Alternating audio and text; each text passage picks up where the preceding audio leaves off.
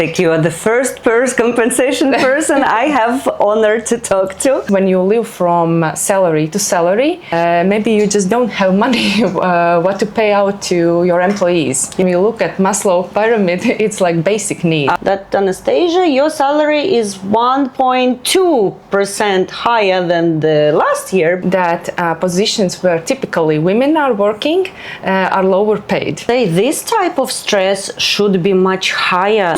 To pension you go, as more pension you want. So the biggest mistake is that they don't implement it. What I need to do to increase my salary? How can I use this budget? And they very scared to talk about it. Because high-paid employees also are burning out. I want to complete my work and run home. Stop putting people in one bucket. Hi everyone, welcome to our set of interviews with different professional people from different industry. And we're talking about well-being and corporate activities of well-being. And today I have Lelde with me. And Lelde, please introduce yourself to our guests. Hello, yes, thank you. My name is Lelde and I am one of the rear compensation specialists in Latvia. Why I'm saying rear? Because we really usually have HR specialists, HR generalists, or just management who is dealing with compensation questions.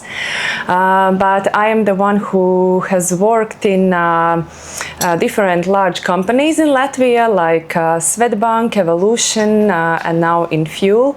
And I'm also external consultant regarding compensation questions. So meaning I'm helping companies to understand how to improve their compensation systems. Fantastic. You are the first compensation person I have honor to talk to.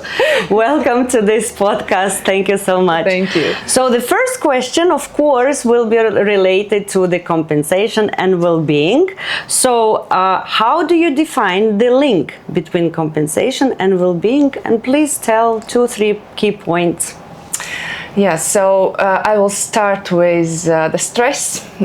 So financial security can reduce stress. Absolutely. So when you are, I'm not talking about very high paid, but if you earn just minimal salary that doesn't reach even cost of living in your country, like for example in Latvia, our minimal salary is quite far away from normal cost of living standards. Yeah, absolutely. So,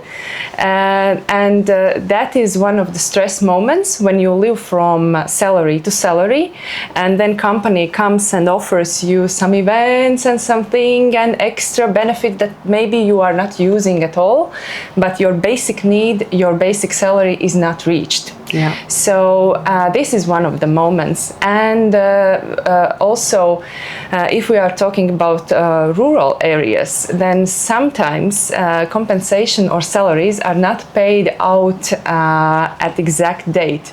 You don't know if you will get it or you will not get it. Wow. Or because we are used to talk about compensation in large companies where it's quite stable and predictable. Mm-hmm. But in some companies, it's not so predictable.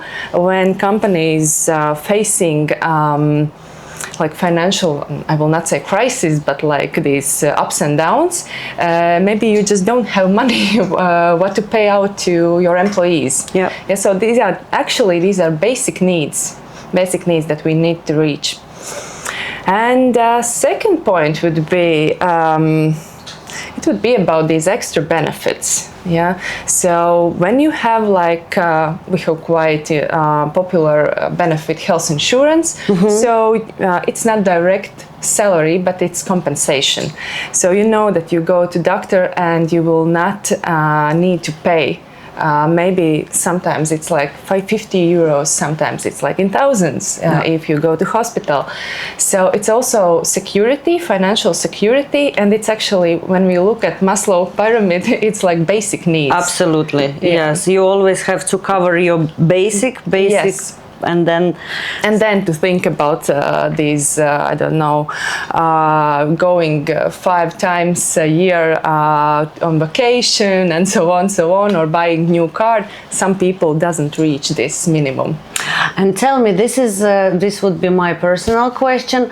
Compensation, you talking about also the pay itself, how much person is as an industry standard, or as somehow you measure this benchmark, yes. How does this work?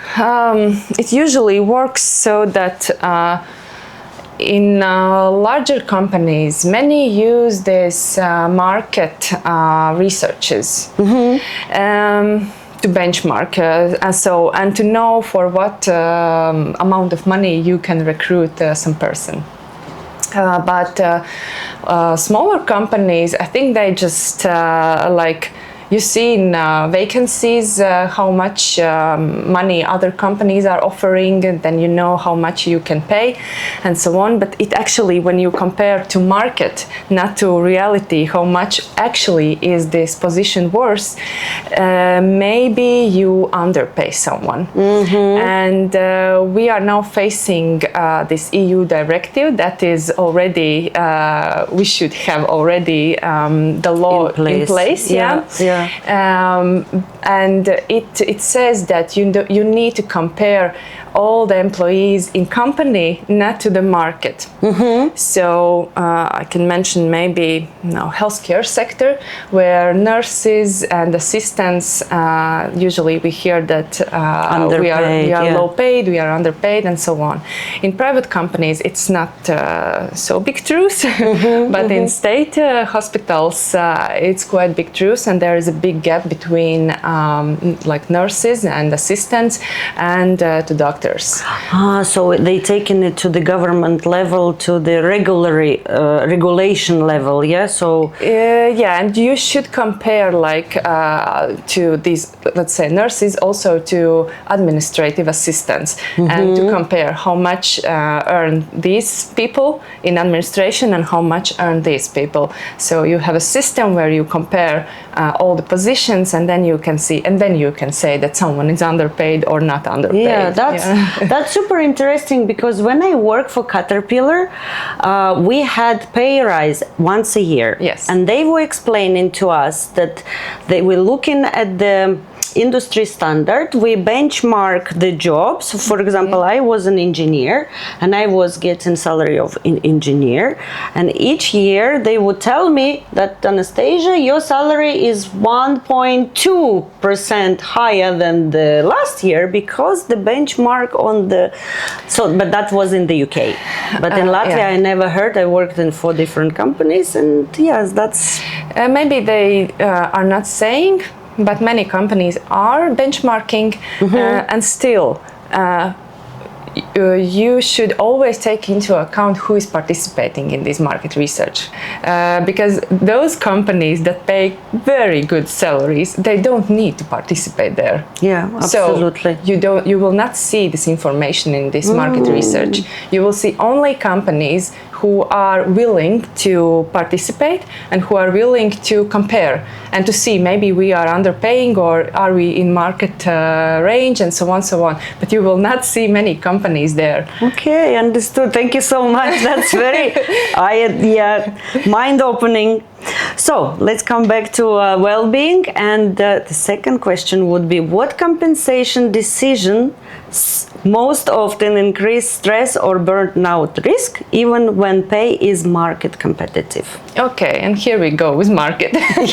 We already started with that. Not all companies are there, and in market you usually compare these job families. Let's say if I don't know, accountants, let's say, if they are year over year underpaid or paid less than others in comparison to similar positions in other teams, then if you compare to market, you say it's okay. we are paying according to market, but those positions still will be less paid, or these nurses or anyone else. Yeah, you compare to market, you say, okay, we are good, but only when you start to compare to how big gap is between lower paid and higher paid positions. And so it's like internally now we're talking, yes. Only then you see the full picture. Yeah, because market itself is underpaying some positions, and why this EU directive was also came up. One of the reasons is because it's proved that positions where typically women are working are lower paid. I've heard that on the news, Yes. on LinkedIn as well. Yeah, and if you compare to market, you say we are okay. Yeah, so, and these probably these women, their well-being is could be lower. I'm not saying about everyone, and it impacts also the pension. Because your pension depends also on your on your salary, and it depends also how free you feel also in your family, if you are in a family or you are single, how much you can afford, and so on. So it actually causes a lot of stress if you see that, okay, if I compare to market, I'm okay, but I feel that I am a little bit low paid. Yeah, absolutely. So again, stress and predictability. And I would say this type of stress should be much higher than if we're talking at the pyramid. Yeah. So the stress that you cannot cover your basics. Yeah. That's absolutely. That's mind-opening. Yeah, for sure. Okay, so what does the fair pay means to you in practice? In practice, it means that you should pay equally for equal value to work. Yeah, so if you bring equal value to the company, then you should pay these people equally. How to measure it? It's quite hard because there are two things. One thing is job grading, where you have these criteria and we compare your job to my job, and we say that, okay, you are on that level, I'm on that level. But then you also need to to measure performance. And this is really subjective measurement. If you have good relationship with your manager, probably you will get higher rate. Yeah, that's how it works, absolutely. If your manager is a very good negotiator, he or she will go to management and get more finances in your team. Yes, so and it's not transparent, it's not fair. That's not fair, and that's why only actually when you have like a person or a team who oversees all compensation system in all company, not in just the departmental, yes, then you can reach some fairness. So you want to tell that in companies that you worked, this is transparent information and everyone can understand how it works? I cannot promise that everyone understands, but at least this information is in one place. Yes. And you can make, you can bring, let's say, to board decisions for them to, I don't know, to approve the budgets, to approve the approach for salary increases or changes and so on, that you, from all the departments at one way. Another personal question, really interesting. It's a great opportunity when you never has opportunity to ask this question, and now you are here. Sorry, I'm out of the normal list. But Parsla, when I spoke to Parsla, she mentioned that in your company there is a survey which is breakdown into different aspects of well-being, compensation, workload, so on. So in your experience, not in this company, but maybe overall, how do you see people give an answer on they are more interested rather in money, or they more interested in the care that company gives them, these extras? This changes.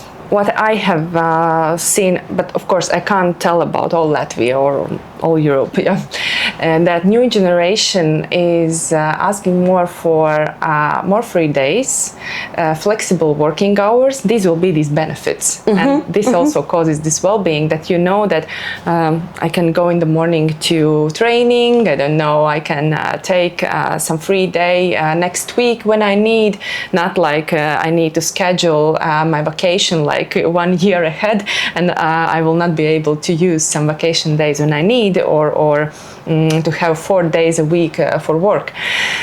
Yeah, so they are actually wanting this more freedom. Of course, compensation is also important, but still, this is very big aspect.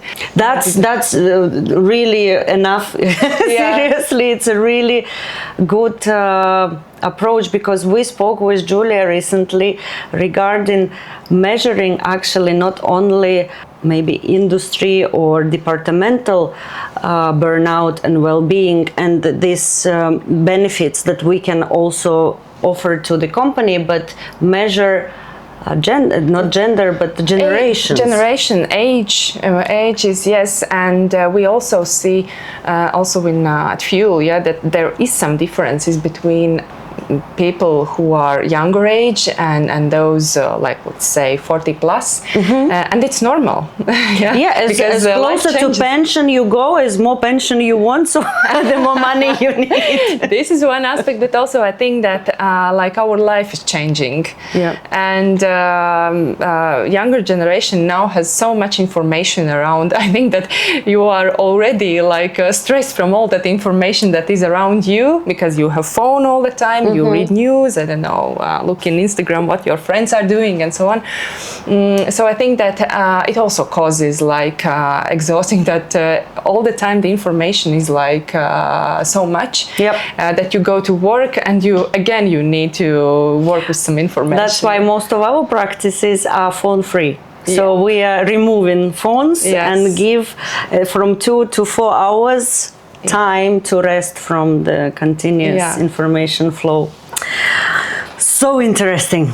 So, what would be the most common mistakes companies make when implementing pay transparency? The biggest mistake is that they don't implement it. But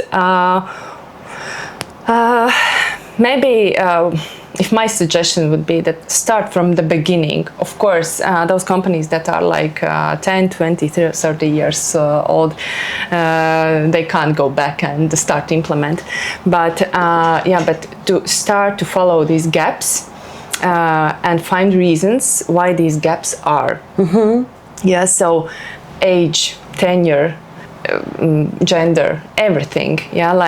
So start to think if this person compared to this person, are they fair paid? Is this transparent how we apply these salaries? Because you mentioned this salary increase year over year.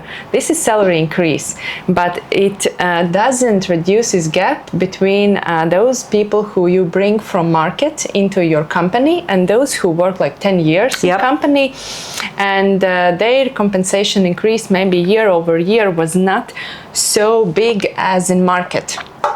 And people sometimes leave because they see that new hire is paid significantly more. Exactly. So I've also heard that some person says, what I need to do to increase my salary? Should I go away and come back after 3 months? And I have seen these cases that they do it like that, because it's also I would say also what companies does not wrong, but maybe should pay attention to that. They are sticking to budget. And let's say that I have a team with 10 people and one person is, I don't know, leaving, and we are not recruiting anyone else in their place for some moment. And then manager thinks, so how can I use this budget so I don't lose it?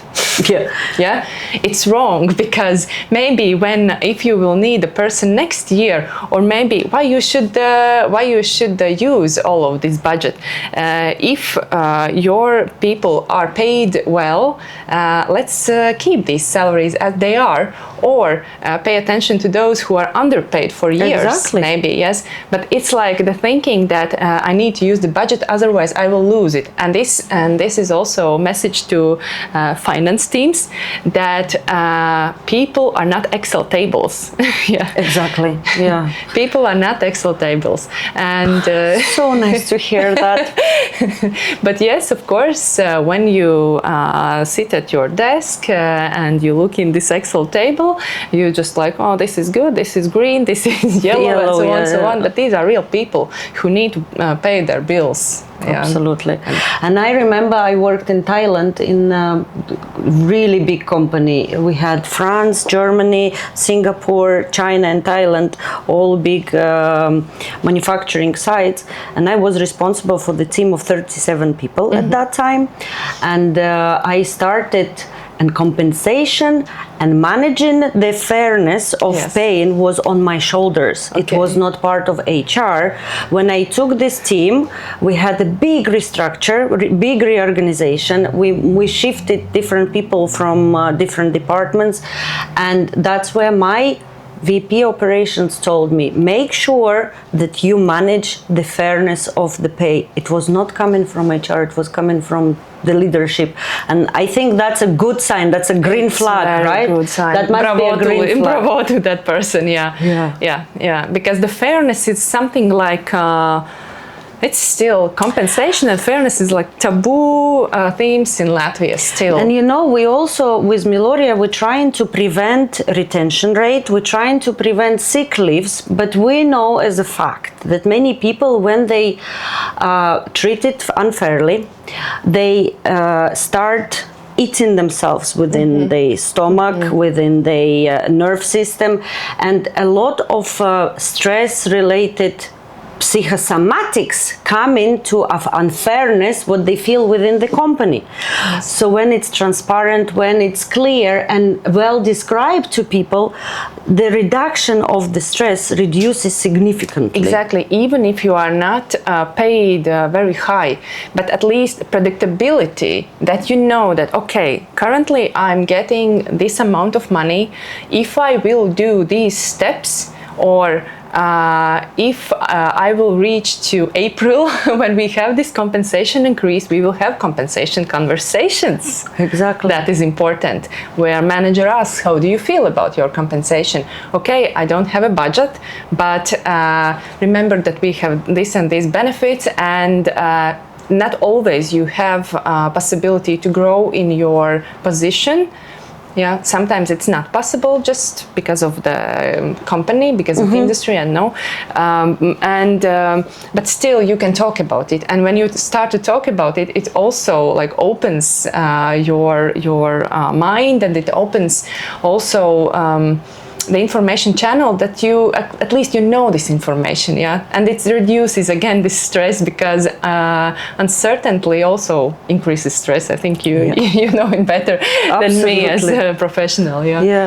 So I guess money generally for people is very intimate, and they very scared to talk about it.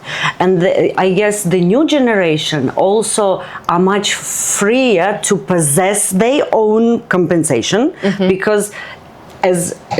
what I've heard, what I spoke to, I had different teams with different genders, and the gender that is youngest, what I managed, they feeling that this is my money, I owe it, I do my job, so give me what I deserve. But our generation and higher, they are just scared to talk about money generally. And they are okay to get what they get.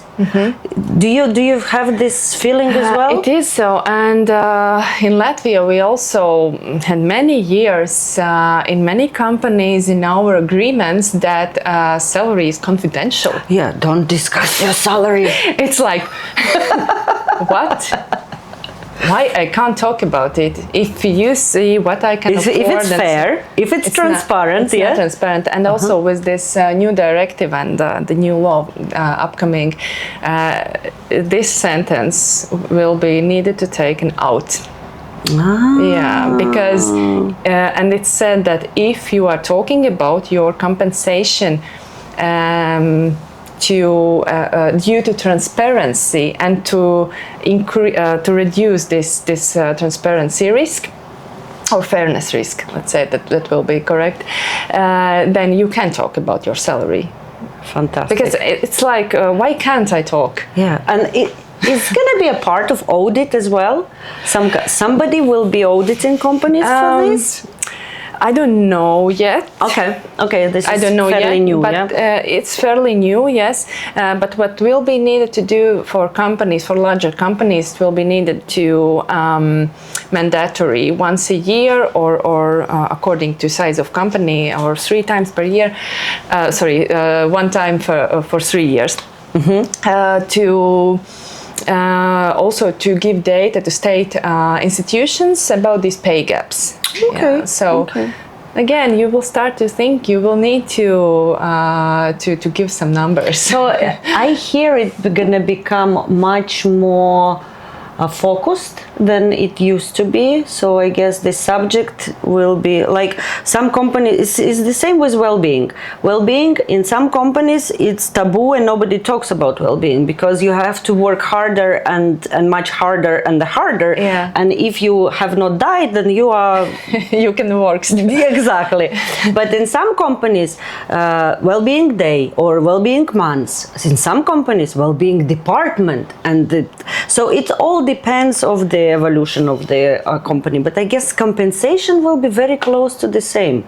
It should be so. It should be so. It should be so that at least I understand how my compensation is set. I have heard from a lot of shift, so those people who works in shifts, because their compensation, like 1 month it's up, 1 month it's down because you worked less or it was the short months and so on.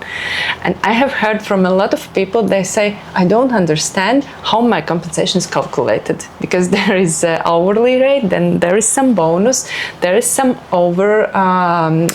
afternoon shift allowance, and night at allowance. The end they say, I don't understand how my compensation is calculated, and this is really a red flag. And even if company needs to search, I don't know, 1 week for information and gather how this compensation was calculated from different sources. There is accounting, there is management, there is direct manager, team lead, and so on. Then there's something wrong with it. Yeah, it's not transparent.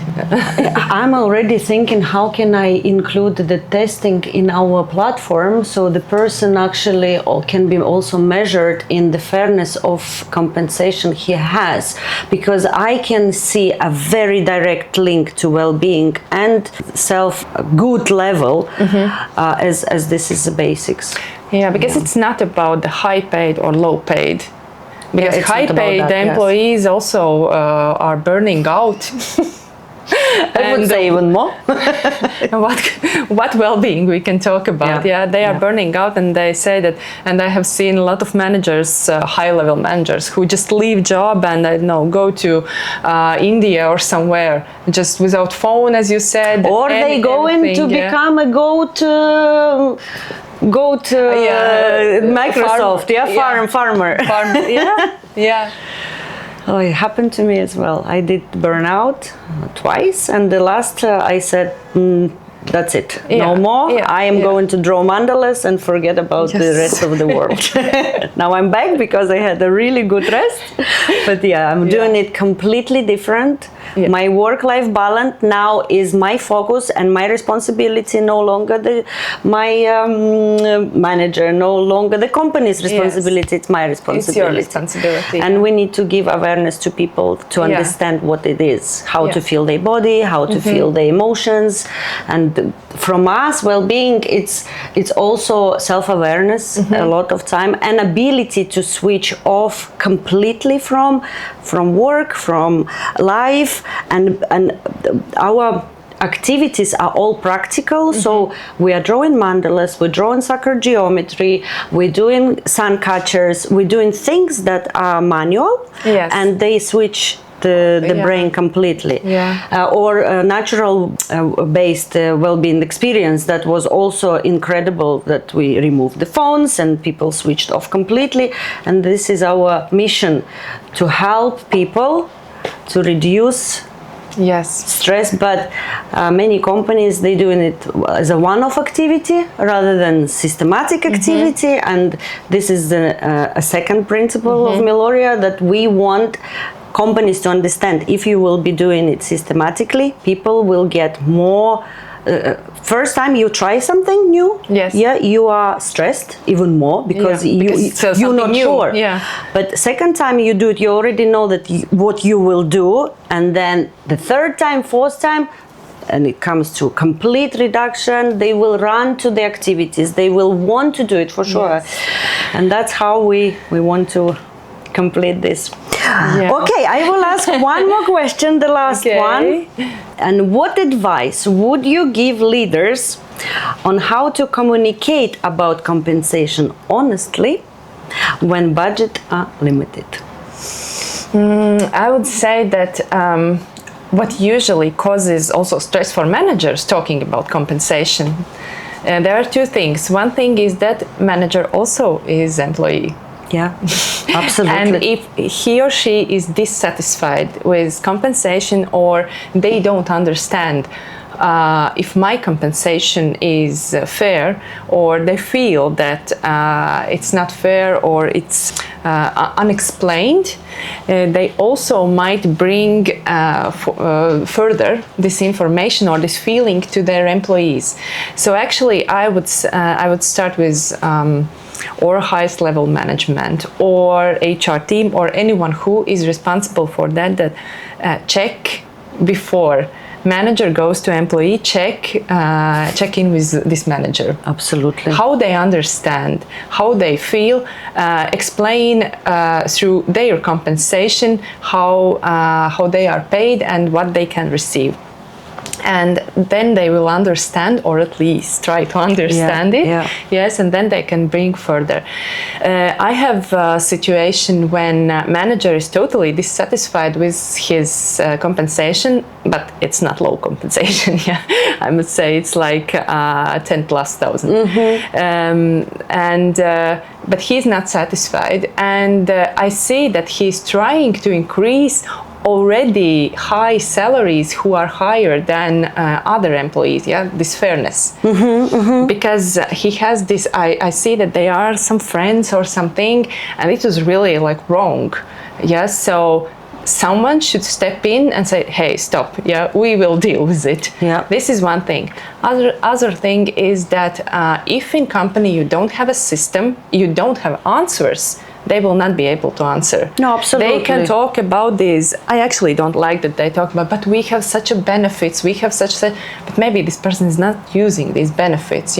Maybe you know how much nanny very expensive. 10, 12, 15 euros per hour. So it's like more than 2,000 euros per month. If you will start to talk to this young mother or young father and start about these benefits that we have, I don't know, gym access and so on. Or so we have a team building. Says that, no, I just want to, want to complete my work and run home, so I don't need to pay the nanny or to bring my children from kindergarten. Absolutely. These are their needs. And if my needs now is, for example, this nanny and so on, after 5 years, my needs will be different. So let people decide if this is valuable or not, but don't push that. But you can use it. This is what we have, and so on. Absolutely. People, please stop putting people in one bucket. They all individuals. They all have individual needs, and you need to measure these needs according to the people. And have systems in place. If you don't have system, manager will not decide. They will stick to the budget, and the only thing will be budget. Absolutely. It's also an answer, and we understand, but still. We want to know if will we have this increase or not? Am I paid fair or not? And is my compensation is needed now as a activities, or my compensation is needed for me because I'm building a new house and I'm paying all the money to the builders. Sometimes money matters the most, and especially pay attention to those people who get below cost of living rate. Cost of living rate. Yeah. Those people, they just need to pay the bills. And that's it. Amazing, Lelde. Thank you so much. It's an absolutely amazing interview. I guess, guys, if relates to this topic, if you have experienced some unfair payments or it actually affects you and your well-being, please leave the comments and let's connect. And please leave comments also. Do you think that you are paid fair or not? And how do you understand it? It's very interesting. Very interesting. Because some people are not thinking about it at all. Yeah. Good point. Thank you. Okay, thank you.